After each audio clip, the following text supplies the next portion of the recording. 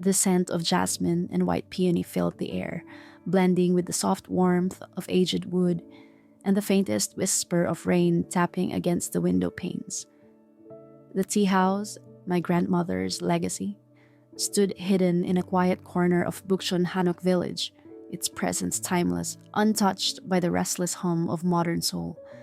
For centuries, our family had passed down the art of tea making, crafting blends so delicate and precise that they were said to awaken forgotten memories and stir dormant emotions. My grandmother had always spoken of the magic in tea, of how it could soothe a restless heart, mend the unseen cracks in a soul, but I had never truly believed in such things. Not until him. The tea house itself was a relic of another time, a hanok built during the late Joseon dynasty, with its dark wooden beams and sliding paper doors still preserved as they had been for generations. Every morning, I swept the stone courtyard where an old cherry blossom tree stood sentinel, its petals scattering like whispers of the past. The shelves were lined with ceramic jars, each filled with rare tea leaves that my ancestors had carefully sourced from the finest mountains and fields. There were recipes hidden in ink-stained journals passed down only to the daughters of our family, a tradition both sacred and unbroken. Until now, I was the last. My mother had left long ago, severing ties with this place and all it stood for, leaving my grandmother and me to tend to the legacy alone.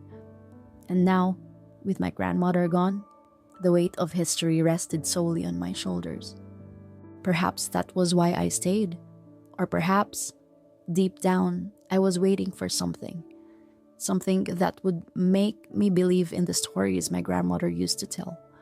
He came every night at exactly 10, a shadow slipping through the wooden doors, moving with the quiet grace of someone who did not belong to this world. He always took the same seat, in the farthest corner where the lanterns cast a golden glow upon the lacquered table.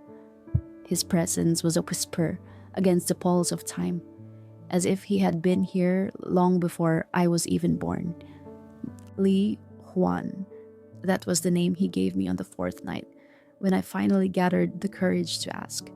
His voice was like silk unraveling in the dark, each syllable laced with something ancient, something dangerously captivating.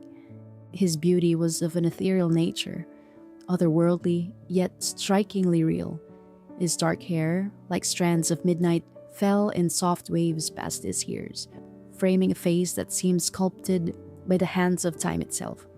His features were sharp yet elegant, high cheekbones, a straight nose, full lips that held secrets untold. But it was his eyes that captivated me the most. Deep, endless pools of obsidian that held stories beyond my understanding. Their depth, a haunting mixture of sorrow and longing. Whenever he looked at me, I felt exposed, as if he could see through the layers of my soul, through the walls I had built around my heart, and yet I did not want to look away. I've known many teas. He had said that night, his fingers tracing the delicate rim of his porcelain cup. But none quite like the one you brew, So-hee. It was the way he said my name, like he had spoken it before, like he had whispered it across lifetimes.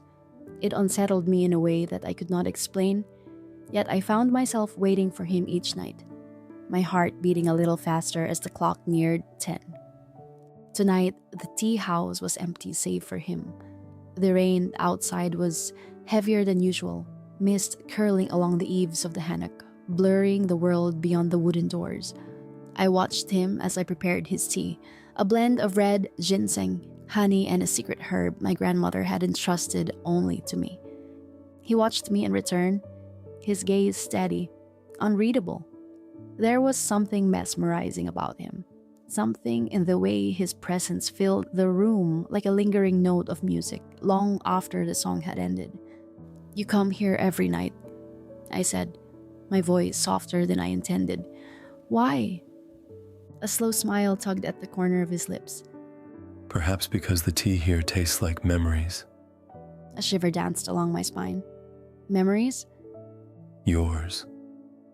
He murmured. and mine. The way he spoke unnerved me, as if he knew things he shouldn't, as if he had been watching me far longer than I had realized. I set the teacup in front of him, the porcelain delicate between my fingertips.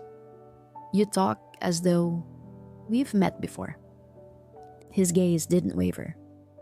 Would it frighten you if we had? My breath caught.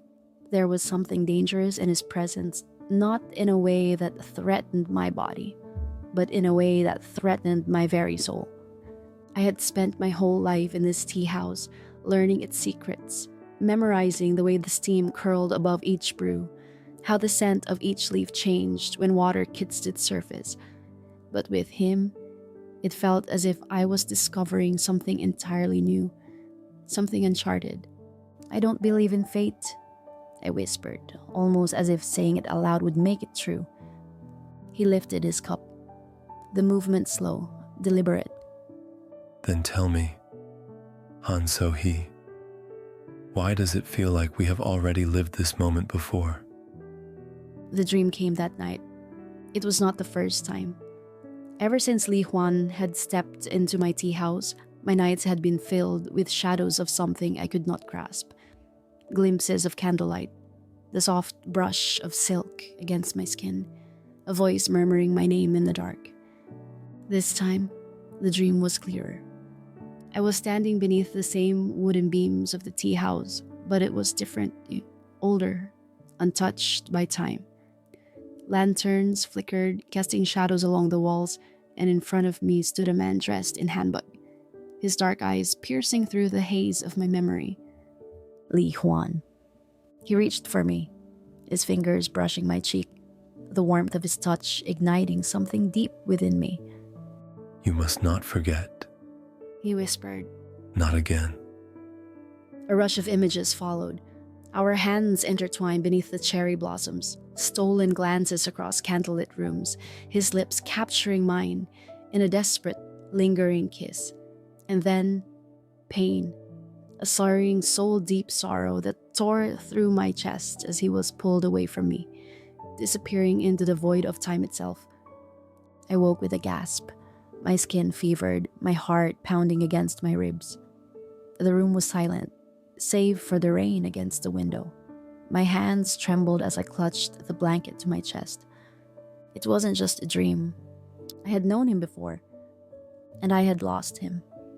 The tea house was empty when I arrived the next night, save for the flickering candlelight and the faint traces of the storm that had passed.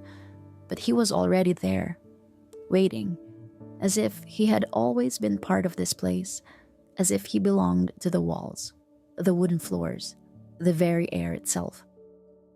I set down the teapot with shaking hands, watching him as he lifted his gaze to meet mine. "I know who you are," I whispered. A long silence stretched between us. Then slowly, he exhaled, as if he had been holding his breath for centuries. Do you?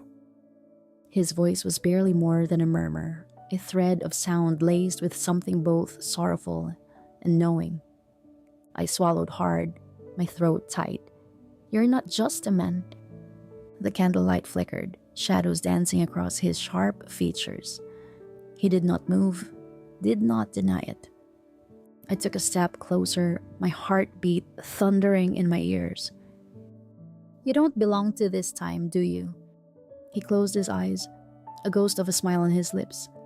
When he opened them again, the weight of centuries lay within them, infinite and aching. No, He said softly. I do not.